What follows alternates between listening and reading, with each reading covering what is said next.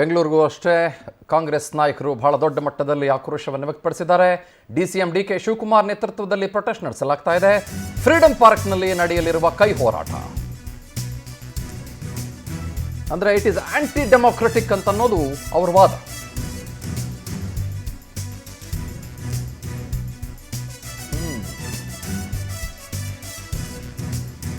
ಪ್ರತಿಭಟನೆಯಲ್ಲಿ ಬಹಳ ಜನ ಸಚಿವರು ಹಾಗೂ ಶಾಸಕರು ಪಾಲ್ಗೊಳ್ತಾರೆ. ಕೇಂದ್ರ ಸರ್ಕಾರದ ವಿರುದ್ಧ ಹೋರಾಟವನ್ನು ಕಾಂಗ್ರೆಸ್ ಕೈಗೊಂಡಿದೆ. ಆದರೆ ಬಹಳ ಇಂಪಾರ್ಟೆಂಟ್ ನಾವು ಗಮನಿಸಬೇಕಾಗಿರೋದು, ಈ ಅಮಾನತನ್ನ ಮಾಡಿದ್ದು ಮಾನ್ಯ ಸ್ಪೀಕರ್ ಸಾಹೇಬರು, ಎರಡೂ ಸದನಗಳ ಸ್ಪೀಕರ್ ಸಾಹೇಬರು, ಗೊತ್ತಾಯ್ತಾ? ಸೊ ಇಲ್ಲಿ ಗಮನಿಸಬೇಕಾಗಿರೋದು, ಇದು ಬಿಜೆಪಿ ತೆಗೆದುಕೊಂಡಂಥ ಆಟೋಕ್ರಾಟಿಕ್ ನಿರ್ಧಾರ ಅಲ್ಲ. ಆದರೆ ಇದನ್ನು ಬಿಜೆಪಿ ತಲೆ ಕಟ್ಟೋ ಪ್ರಯತ್ನ ಮಾಡ್ತಾ ಇದ್ದಾರೆ ಕಾಂಗ್ರೆಸ್ನವರು. ಹೆಂಗೆ ಅಂತ ನನಗೆ ಅರ್ಥ ಆಗಲಿಲ್ಲ. ಒಪ್ಕೊಳ್ಳೋಣ, ಈಗ ಸದನದಲ್ಲಿ ಸಿಕ್ಕಾಪಟ್ಟೆ ಗಲಾಟೆ ಮಾಡಿದ್ರೆ ಸ್ಪೀಕರ್ ಸಾಹೇಬರಿಗೆ ಈ ರೀತಿಯ ಸ್ಪಷ್ಟವಾದಂಥ ನಿಲುವುಗಳನ್ನು ತೆಗೆದುಕೊಳ್ಳುವ ಎಲ್ಲ ಅಧಿಕಾರವೂ ಇರುತ್ತೆ. But how is it even related to BJP? Why is it ಪೊಲಿಟಿಸೈಸ್ಡ್?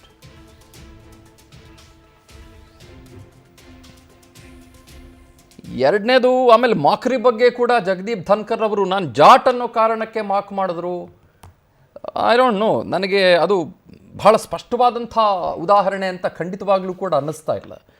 ಅದು ಸ್ಪೀಕರ್ ಸ್ಥಾನ, ಅದಕ್ಕೆ ಜಾತಿಗೆ ಮೀರಿದ, ಧರ್ಮಕ್ಕೆ ಮೀರಿದಂಥ ಗೌರವ ಇದೆ. ಇರಲಿ, ಇದ್ರ ಬಗ್ಗೆ ಮಾತಾಡೋಣ. ಆನಂದ್ ಲೈವ್ನಲ್ಲಿ ಜಾಯ್ನ್ ಆಗಿದ್ದಾರೆ. ಆನಂದ್, ಯಾವ ರೀತಿ ಪ್ರೊಟೆಸ್ಟು, ಏನು ಪ್ಲ್ಯಾನ್ ಮಾಡ್ಕೊಳ್ತಾ ಇದ್ದಾರೆ, ಯಾರ ವಿರುದ್ಧದ ಹೋರಾಟ ಇದು? ಅಮಾನತ್ ಮಾಡಿದ್ದು ಸ್ಪೀಕರ್ಗಳು, ಆದರೆ ಇವರ ಹೋರಾಟ ಬಿಜೆಪಿ ವಿರುದ್ಧ. ಯಾಕೆ, ಹೆಂಗೆ? ಚಂದನ್ ಶರ್ಮಾ, 146 ಸಂಸದರನ್ನ ಅಮಾನತು ಮಾಡಿರ್ತಕ್ಕಂಥ ವಿಚಾರ ಈಗ ಬಹಳಷ್ಟು ಸದ್ದು ಮಾಡ್ತಾ ಇರ್ತಕ್ಕಂಥದ್ದು. ಇದೇ ವಿಚಾರವನ್ನ ಕಾಂಗ್ರೆಸ್ ನಾಯಕರು ಒಂದು ದಾಳವಾಗಿ ಪ್ರಯೋಗವನ್ನ ಮಾಡ್ತಾ ಇದ್ದಾರೆ. ಕೇಂದ್ರ ಬಿಜೆಪಿ ನಾಯಕರ ವಿರುದ್ಧ ಸಮರ ಸಾರೋದಕ್ಕೆ ಮುಂದಾಗಿರ್ತಕ್ಕಂಥದ್ದು.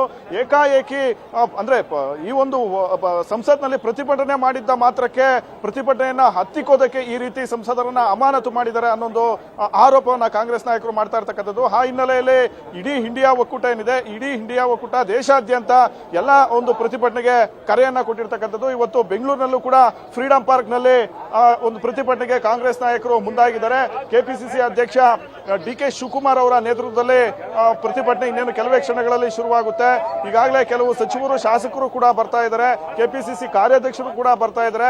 ದೊಡ್ಡ ಮಟ್ಟದ ಒಂದು ಪ್ರತಿಭಟನೆಯನ್ನ ಮಾಡಿ ಕೇಂದ್ರ ಸರ್ಕಾರದ ವಿರುದ್ಧ ತರಾಟೆಯನ್ನು ತೆಗೆದುಕೊಳ್ತಕ್ಕಂಥ ಒಂದು ಕೆಲಸಕ್ಕೆ ಈಗ ರಾಜ್ಯ ಕಾಂಗ್ರೆಸ್ ನಾಯಕರು ಮುಂದಾಗಿರ್ತಕ್ಕಂಥದ್ದು. ಮತ್ತೊಂದು ಕಡೆ ಓಂ ಬಿರ್ಲಾ ಅವರು ಕೂಡ ಏಕಪಕ್ಷೀಯ ಧೋರಣೆಯನ್ನ ತೋರ್ತಾ ಇದ್ದಾರೆ. ಸಂಸತ್ನಲ್ಲಿ ಪ್ರತಿಭಟನೆ ಮಾಡಿದ್ರೆ ಅಮಾನತು ಮಾಡ್ತಾರೆ ಅಂತ, ಅಂದ್ರೆ ಪ್ರತಿದಿನ ಸಂಸದರನ್ನ ಅಮಾನತು ಮಾಡಿ ಇಡೀ ಒಂದು ಪ್ರತಿಪಕ್ಷವನ್ನೇ ಹತ್ತಿಕ್ತಕ್ಕಂಥ ಒಂದು ಕೆಲಸವನ್ನ ಮಾಡಿದ್ದಾರೆ ಅಂತ ಓಂ ಬಿರ್ಲಾ ಅವರ ವಿರುದ್ಧನೂ ಕೂಡ ಕಾಂಗ್ರೆಸ್ ನಾಯಕರು ತೀವ್ರವಾದಂತಹ ಒಂದು ಆರೋಪವನ್ನ ಮಾಡ್ತಾ ಇರ್ತಕ್ಕಂಥದ್ದು. ಜೊತೆಗೆ ಸಂಸತ್ನಲ್ಲಿ ಅಮಿತ್ ಶಾ ಅವರು ಉತ್ತರ ಕೊಡಬೇಕಾಗಿತ್ತು, ಆದ್ರೆ ಈ ಒಂದು ಪ್ರಕರಣಕ್ಕೆ ಸಂಬಂಧಪಟ್ಟ ಉತ್ತರ ಕೊಡ್ತಾ ಇಲ್ಲ. ಈ ಕಡೆ ಸಂಸದ ಪ್ರತಾಪ್ ಸಿಂಹ ಅವರನ್ನ ತನಿಖೆಗೆ ಒಳಪಡಿಸಬೇಕಾಗಿತ್ತು, ಅವರನ್ನು ಕೂಡ ತನಿಖೆಗೆ ಒಳಪಡಿಸ್ತಾ ಇಲ್ಲ.